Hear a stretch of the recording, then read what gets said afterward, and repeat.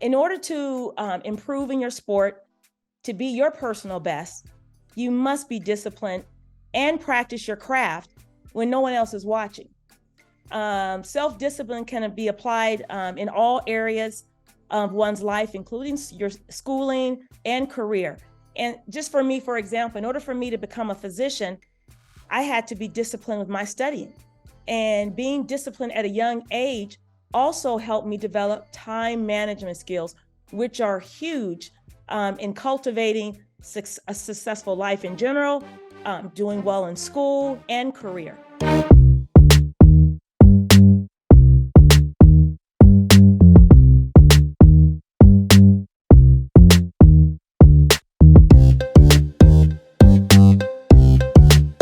What's up? Welcome to another episode of Tomboy Stories.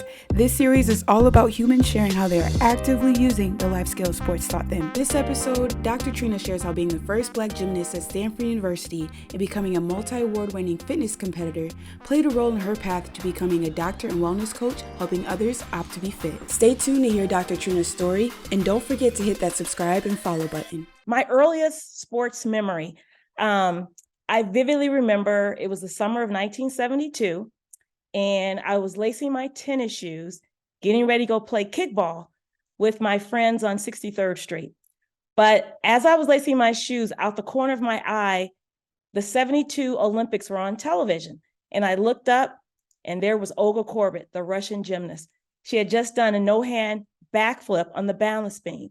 And I can't tell you, I was just instantaneously mesmerized. I didn't even know what the sport was. And I said, I wanted to do that sport. So I was just like, so excited. I was like calling my mom, come down here and watch Olga. And she's like, who is Olga? And so we sat there and watched the gymnastics, all four events.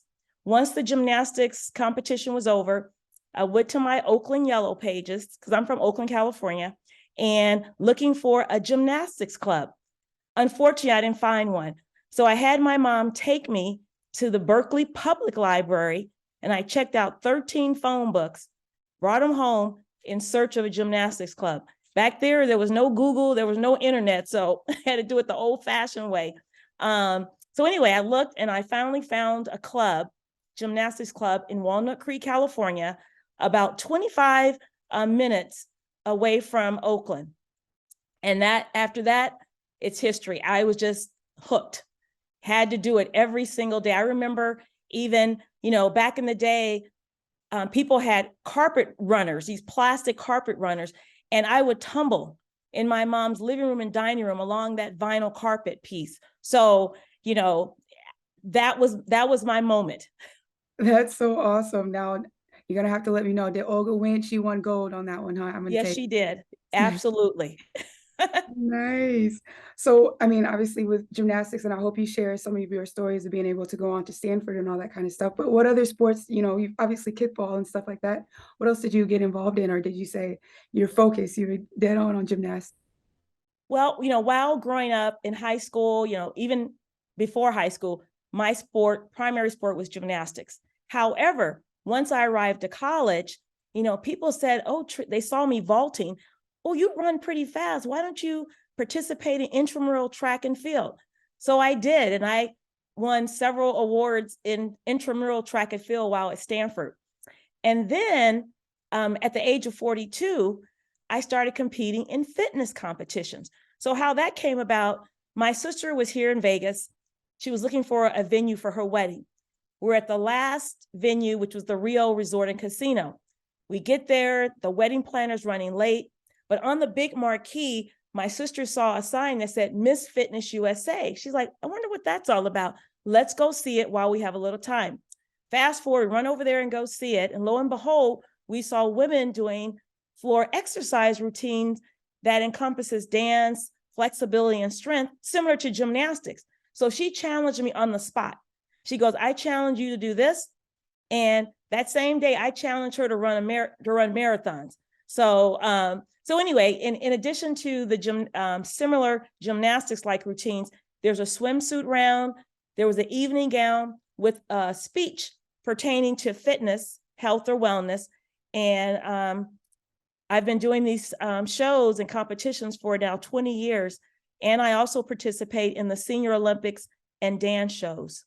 That is so awesome. And I saw that you do pretty well at these events as well too. So your sister obviously saw something really great in you.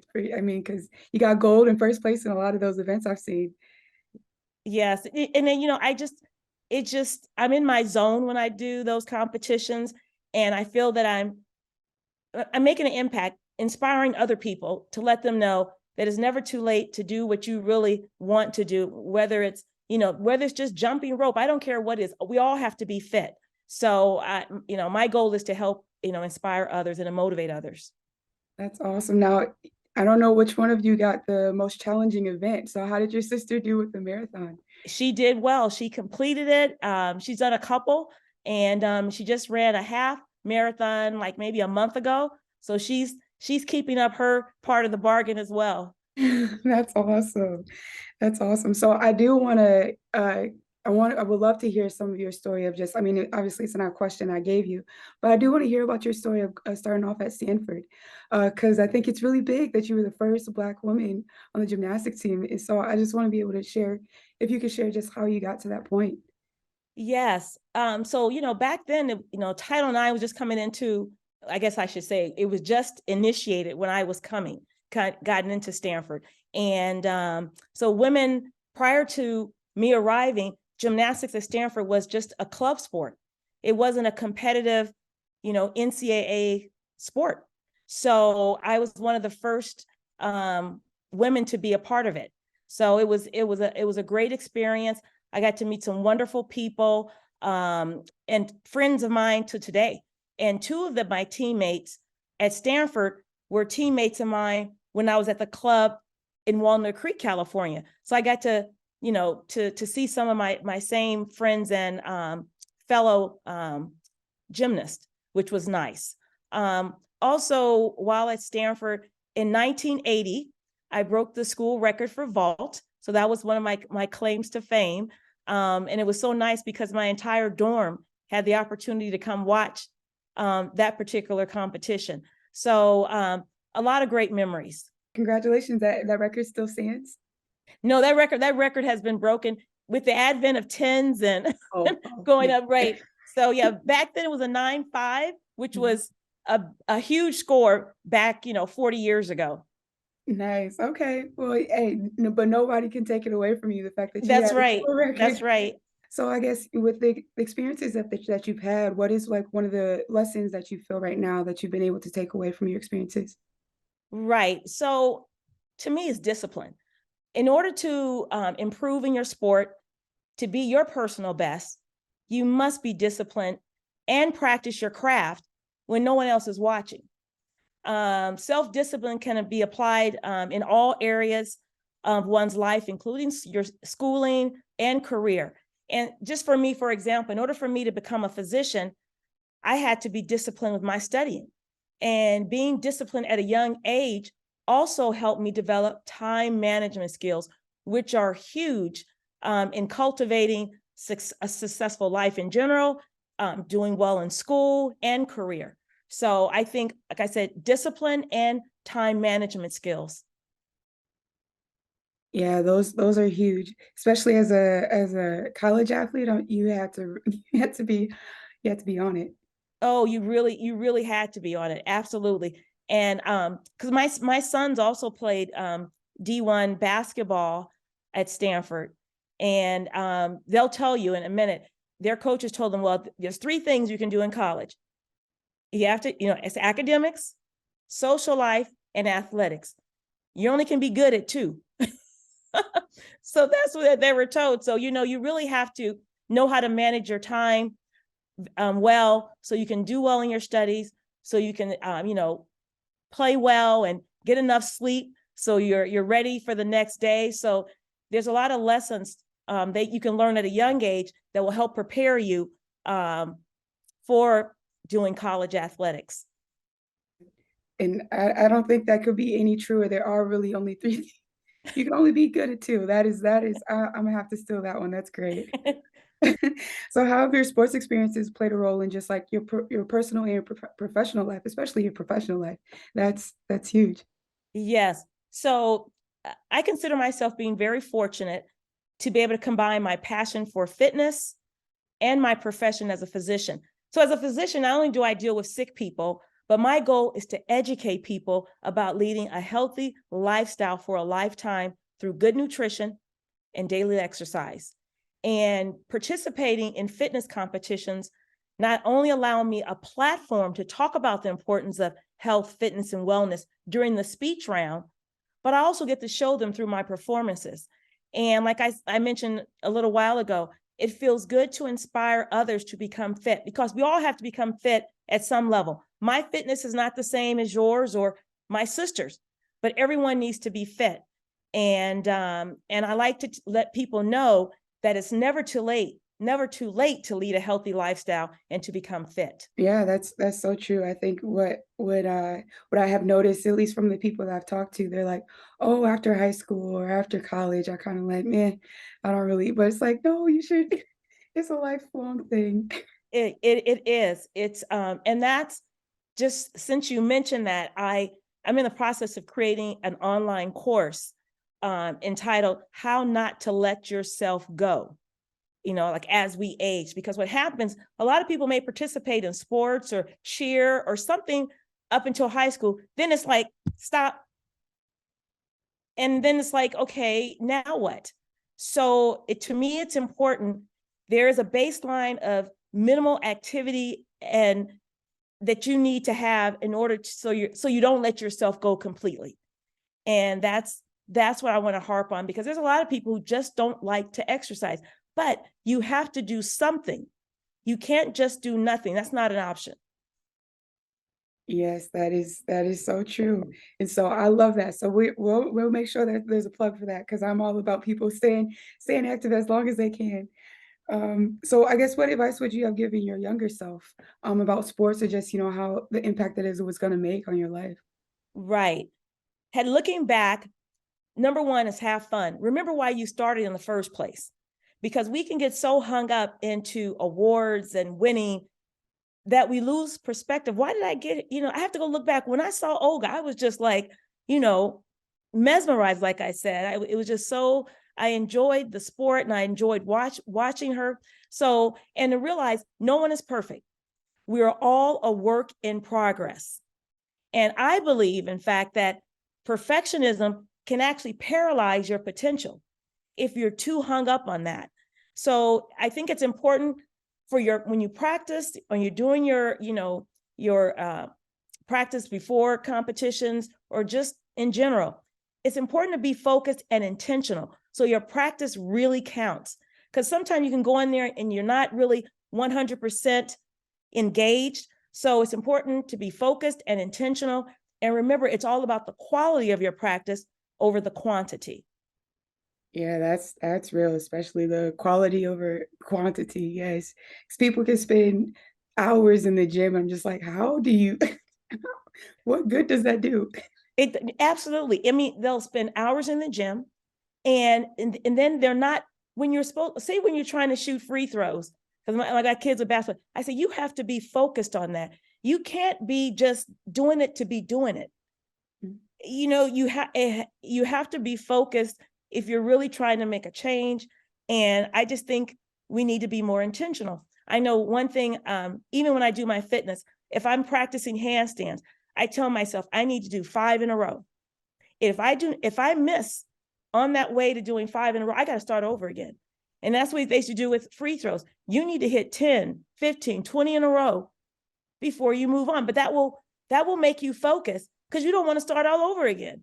So I think that's the whole thing about being intentional and deliberate about your practices. So why do you think it's important? Well, let me first of all, I think we've kind of spoke on this a little bit, but the Yes. importance of being able to play sports beyond just after high school is over. So being a lifelong athlete in the terms of just like that's just a healthy lifestyle is what I mean by that lifelong athlete. So why do you feel like it's important? I mean, obviously you probably share a little bit about it in your book, but could you share like a little what your thoughts are and why it's important to do so? Right. So first of all, being a lifelong athlete, it keeps both your body and your mind healthy. And studies have shown that people who are physically active as they age are less likely to experience dementia and cognitive decline. And that's huge. And, physical activity is also a great way to relieve stress and anxiety, especially in our world today with so much going on. And we all know physical activity decreases the risk of developing chronic diseases like heart disease, high blood pressure, high cholesterol, and type 2 diabetes. So, staying fit will, help you not only physically, but mentally be fit as well as we age. So I think those are two important factors. Yeah, that is so good. Yes, and it's good to hear from a doctor. Be like, look, the doctor said it. Yeah. Right. So is there, I mean, I know you have, so this year, the next book will be your third book, correct? Yeah. Well, the next is going to be an online. Well, two things are going on. So I'm creating a Dr. Trina's comic series, but it'll all be related to health. But I wanted to, I'm trying to gear it to that middle school student age, around like 12 and above. So, and to get them to think about, health and fitness and wellness, but in a fun way, something they could really relate to. So the first book it's called The Sugar Attack. And I want them to understand the harms of sugar and why parents, or why we tell them, don't eat so much sugar. But I think sometimes you can speak, to your blue in the face, but until you see some vivid pictures of what, or, cartoon characters of what I'm trying to get across, I think that'll have a bigger impact than just, text and speaking words. So that's in the making. And also, like I mentioned before, the course, How Not to Let Yourself Go. And that's really geared towards people who really don't like to work out. And I'm trying to focus on them to say, you have to work out, but here is what you need to do at a bare minimum so you don't get out of shape, right? So that's the two projects that are going on right now. Nice. Okay. Well, sweet. That's great. I love comics, so I'm excited to see what you got going on with that. That's awesome. That's awesome. So is there anything else you'd like to share on just like your experiences or just things that things you've learned through, your experiences that you want to share? Just as far as, just I think it's real important kids participate in sports. Um, it's shown that those children typically do better in school. And I think it's with the developing of time management, how to manage your time. And it's just a good way to get them prepared for the real world, for college, for career, and teaching them, like I said, the time management skill, teaching them discipline. So sports are a great way to do that. And it doesn't make a difference what sport it is. So I encourage parents to get their kids involved in sports. And plus, when you apply to colleges, colleges want a student that has done more just academics. What else are you good at, right? So it's I don't care if it's art, I don't care if it's music or sports. Just develop something else that you're good at. So I like to get that point across to younger athletes. And also, don't neglect your studies. That's huge. So many more doors can be open to students for collegiate athletic scholarships if their grades and their SAT scores are good. Okay, so that's important. So I want to make sure people are just not focused on the sport, but making sure their academics are they're on top of that. And and the rest is history if you keep those two things in mind. Yeah, I'm like, oh yeah, I'm trying to drill that into the girls that I'm coaching. Like, man, you could be talented, but your grades ain't right. Right. And if they So, if they realize that they can get more offers, more scholarship offers if their grades were right, right? And I don't know if people, kids realize that, but I know when my kids were coming up, there were a lot of talented athletes and they just didn't have the right grades. So just imagine if you just focus a little bit more time on your grades and you have the athletics, I mean, you can go anywhere you want to go because they're looking for, high achieving athletes and high achieving students. yeah. And for the older, more adult crowd, it's never too late to get started. with exercise and eating right. I discussed that in my first book I wrote over the pandemic called KISS, Keep It Short and Simple for a Healthy, Sustainable Lifestyle. The key in that is sustainability, because we know people who stop, start, and really not make any progress. But I talk about, simple, short ways that you can get exercise in and that will make it sustainable, because people can wrap their mind around something that's short. Oh, I can do this. But if, versus an hour of exercise, and there's nothing written that says you have to do all your exercise in one session. It can be divided up into digestible pieces that makes it easier, like I said, to wrap your mind around. So I just want, let people know that, it is doable. Even if you don't like exercise, check out KISS. And my second book is called The Sugar Seduction. And it just talks about how the various restaurants that we frequently visit in the US are just loaded with sugar, making us addicted, making us want to come back, making us overweight, and a host of other issues, from immune problems to skin disorders. It does it. Sugar is notorious. So anyway, if you want to know more about some of the restaurants you're eating at and how high the sugar content is, I talk about that, and I tell you what are the best. If you go to, say, Olive Garden, what are the best 5 meals you can have that are low in sugar, and what are the worst 5 you need to avoid? So those are my 2 books that are available on Amazon or my website, www.trinawiggins.com. Sweet. Yeah, those sound like great books. And I'm like, oh, now I'm a little scared to go out to eat now. No, You know what? It's just being aware, knowing, okay, there's like Cheesecake Factory, got to put them on blast. I mean, they have some meals in there where it's just off the chain with sugar, but you need to know. It's just being aware. Yeah. So if you go to Cheesecake Factory, knowing I cannot order X, Y, and Z, but what I can order is A, B, C. Yeah. So it's just making yourself aware.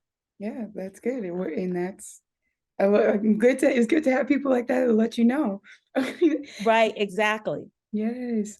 I tell you, I'm really stoked now with seeing all the African-American gymnasts that are, coming up, and then with the HBCU, with Fisk having its first gymnastics team to compete. So it's a far cry different from my experience, because when I was in gymnastics back in the 70s, I never saw another Black gymnast. So this is just very exciting time to see this, see Black women, emerge in the sport. So I'm just thrilled. Yeah, this is absolutely exciting to see all these new floor routines, and they're bringing, it's just like, it's so amazing. I love it. And I did gymnastics when I was younger, and even then, even when I was like 5, seeing another person of color was like very rare. So I'm right, so excited for these young girls now. Oh yeah, now they have a sisterhood, which will be so much better. So it's wonderful to see. My name is Dr. Trina, and here's my tomboy story.